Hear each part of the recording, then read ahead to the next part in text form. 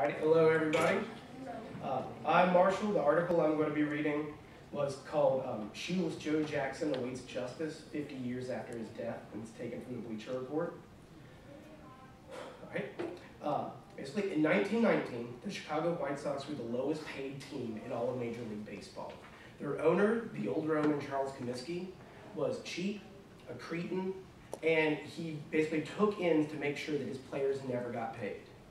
So after they won the pennant, the Chicago White Sox, their players led by Chick Gandil and Lefty Williams decided they were going to get one back and they were going to finally get their money. They went to New York Gangsters and offered to throw the World Series against the Cincinnati Reds in exchange for $40,000. All they had was 6 players, well 7 if you count Chick. They told him that with only having half the team, they needed a superstar or else they weren't going to pay him the money. So Chick Gandil, even knowing that Joe Jackson, who was their best player at the time, wouldn't cheat, he said he was in on the conspiracy anyways. When Joe Jackson heard that they were going to throw the World Series, he went to Charles Comiskey, said he wanted to be benched, and that he knew that he was going to be used for gambling, and he didn't want to do that. So he was an incredibly religious but very illiterate Southerner, Joe Jackson, who wanted no part in anything crooked. He just wanted to play baseball. Comiskey, knowing that he needed to win with them, told him, no, you're playing the game. When the series started, Joe Jackson had the highest batting average of anyone on either team. He was responsible for 11 of the 20 runs that the White Sox scored, but the White Sox still threw the series and lost in 8 games.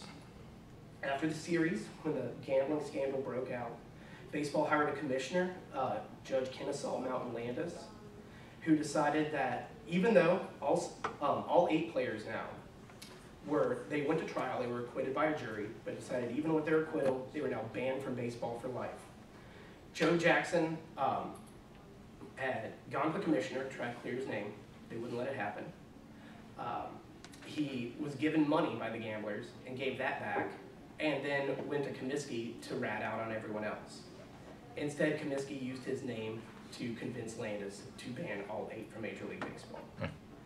There have been many petitions to Bud Selig since this has all happened, including ones by Ted Williams, Strom Thurmond, and Trent Lott, the last 2 being senators, to have his name cleared and allowed into the Hall of Fame. But still, 50 years later, despite overwhelming evidence, he's still guilty and still kept out. And there are petitions online, if you guys want to read up on them, to send to Bud Selig and try to get him allowed into the Baseball Hall of Fame. Right, thank you. Thank you.